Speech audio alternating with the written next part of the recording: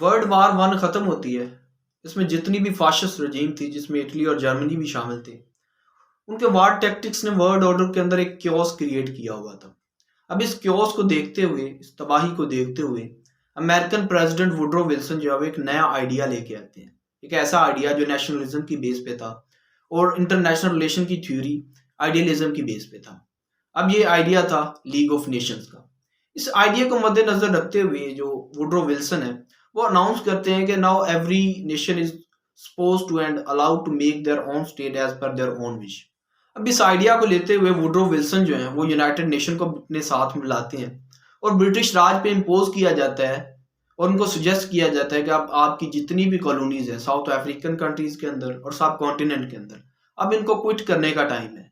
अब उनको free will दी जाए, उनको पावर किया जाए कि वो अपनी स्टेट क्रिएट करें, अपनी इंटरम गवर्नमेंट क्रिएट करें और अपना एक स्टेट ऑर्डर कायम करें और अपनी फ्री विल के साथ रहें।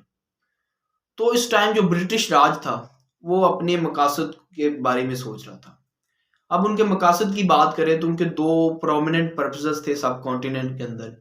पहले मकसद के अंदर तो वो 110% कामयाब हो चुके थे, क्योंकि उनका पहला मकसद था अपने रिसोर्सेज को, अपने कैपिटल को एनरिच करने का, हमारे रिसोर्सेज को इस्तेमाल करते हुए। तो इसमें तो वो 110% कामयाबी हासिल कर चुके थे, क्योंकि हमारी जो 27% जीडीपी थी वो अब 4 to 5% पे आ चुकी थी। अब उनका जो दूसरा मकसद था वो अपने कैपिटलिस्ट आइडियाज को, अपने कैपिटलिज्म की थ्योरी को साउथ एशिया के अंदर सपोर्ट करने के लिए और साउथ एशिया के अंदर जितनी भी कम्युनिस्ट और सोशलिस्ट रजीम थी उनको कंडेम करने के लिए और काउंटर करने के लिए उन्हें एक बफर स्टेट की जरूरत थी। एक ऐसे ग्रुप की जरूरत थी जो उन पे डिपेंडेंट हो, इकोनॉमिक सेंस के अंदर, पॉलिटिकल सेंस के अंदर और सिक्योरिटी के सेंस के अंदर। अब उस पॉइंट ऑफ टाइम पे जो मुसलमान थे और हिंदू थे, जो कांग्रेस थी और मुस्लिम लीग थी, उनके दरमियान यूनिटी के जो एलिमेंट था वो बहुत पीक पे था। अब अगर इस पॉइंट ऑफ टाइम पे जो ब्रिटिश राज था वो सब कॉन्टिनेंट को क्विट करता, तो ये पॉसिबल दिखाई देता था कि कांग्रेस और मुस्लिम लीग मिलके एक इंटरिम गवर्नमेंट बना लेती, एक यूनिटी गवर्नमेंट बन जाती, एक डेमोक्रेटिक गवर्नमेंट बन जाती। और जो कांग्रेस के अंदर सोशलिस्ट और कम्युनिस्ट आइडियाज थे, अगर हम गांधी की बात करें तो गांधी बहुत पॉपुलर सोशलिस्ट लीडर थे। तो एक सोशलिस्ट स्ट्रक्चर बन जाता है, एक कम्युनिस्ट स्ट्रक्चर बन जाता है जो कि सोवियत यूनियन के साथ मिलके ब्रिटिश राज के लिए एक ओपोनेंट फोर्स बन सकती थी। अब उनको ये तो मंजूर नहीं था।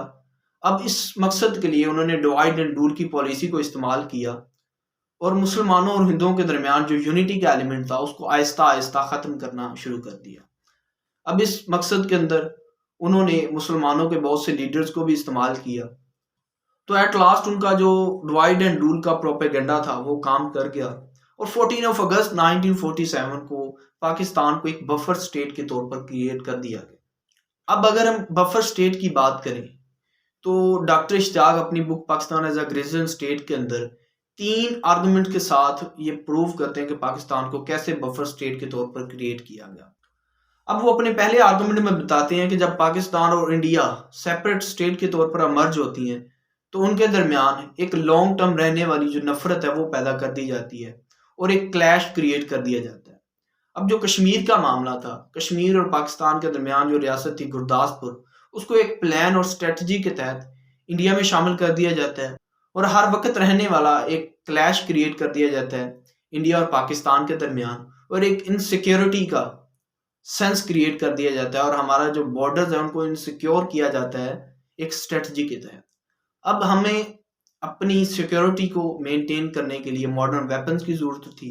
अब उन वेपन के लिए हमें इंपीरियलिस्ट पावर पे डिपेंडेंट होना पड़ा। अब दूसरे आर्गुमेंट में वो बताते हैं कि हमारी जो मईशत थी उसको इस कदर गैर मुस्तहकम कर दिया गया कि just after the 2 months of independence जो लियाकत अली खान थे वो मजबूर हो गए कि उन्होंने 5 अक्टूबर 1947 को अमेरिका से $2 बिलियन का डेट प्लान डिमांड किया। अब तीसरे आर्गुमेंट में वो बताते हैं कि जब लियाकत अली खान एक इंडिपेंडेंट डिसीजंस के जरिए सोवियत यूनियन को विजिट करने का प्लान बनाते हैं तो हमारा जो ब्रिटिश नवाज ब्यूरोक्रेसी का तबका था और हमारी जो पावरफुल स्टैब्लिशमेंट थी, उन्होंने लियाकत अली खान को मजबूर कर दिया कि उन्होंने अपना जो सोवियत यूनियन का विजिट था उसको कैंसिल कर दिया।